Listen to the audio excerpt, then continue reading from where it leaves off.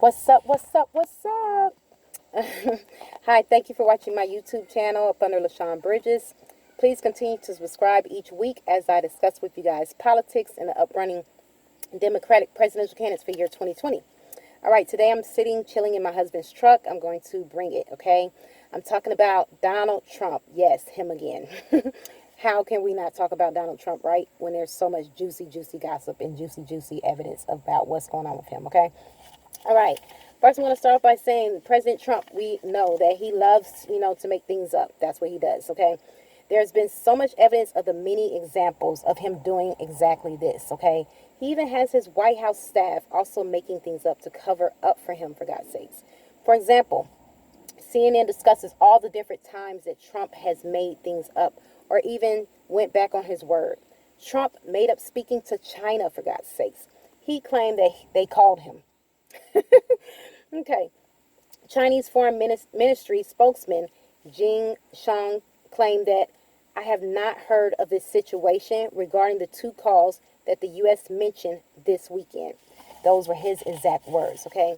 He denied that the calls even took place. He said that regretfully, the U.S. has further increased the tax rate on China's exports to the U.S., and this is extremely hard to both sides and not constructive at all, according to an article that I read on CNBC about exactly this, okay?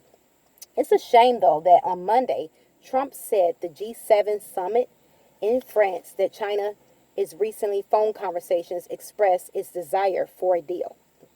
This was completely false, okay? Because Trump never had this conversation at all with China. So, once again, what are you talking about, Trump? Trump has also slapped more tariffs on China's goods. China retaliated with imposing duties on 75, listen to this, guys, $billion more of U.S. goods and resume auto tariffs. Now, during a news conference where Trump was questioned about nuclear talk between his administration and North Korea, and Iran, Trump discusses how both North Korea and Iran have potential and said, I also have to say, by the way, with respect to North Korea, that's my Trump voice, tells Trump reporters, Kim Jong-un, who I've gotten to know extremely well, the First Lady has gotten to know Kim Jong-un, and I think that she would agree with me. He is a man with a country that has tremendous potential. That's my Trump voice. Okay. Later on, when they went back to Washington, Stephanie stated that President Trump confides in his wife on many issues, including the detailed elements of his strong relationship with Chairman Kim, she said. And while the First Lady hasn't met him, the president feels that she's gotten to know him too. What? How do you feel that you've gotten to know someone that you never met? What are you talking about, Trump? You do not have a relationship with Kim Jong-un. How? She's never even spoken to him, for God's sakes, okay? Okay, it gets even better, you guys. The news about President Trump gets better. The president has been discussing that the next G7 meeting will be at his resort. He then goes on and starts to describe his resort, talking about how it was an excellent bungalow. The White House staff stated that President Private Club will be hosting G7, and he claimed that he's not trying to profit from the resort. Really? It doesn't seem like he's not trying to profit from the resort, especially if he's constantly describing how nice his resort is and how it's a bungalow. Oh, gosh. After another one of Donald Trump's consistent confusing quotes is when a tweet Trump sent back on November 6, 2012, but later noted in 2016 on a fact check according to political.com, Trump tweets, the concept, now listen to this, of global warming was created by and for the Chinese in order to make U.S. manufacturing non-competitive. That was his tweet. And then on January 18th, after Sanders attacked Trump's climate change views, he then states that he believes China's climate change is a very expensive form of tax and how a lot of people are making money. He said, I know much about climate change, okay, and how he jokes, but this is done for the benefit of China. That's what he says. Say what, Trump? He talks about how China does nothing to help climate change and that they burn everything. China burns everything. Why is Trump calling China's climate change a hoax? I have no earthly idea. What president do you know in the past has called climate change in a country such as China a hoax? Because I don't know of any president that has ever said that. Lately, G7 has been trying to figure out how to solve issues in the U.S. without Trump. I don't blame them, okay? And that's no hoax, you guys.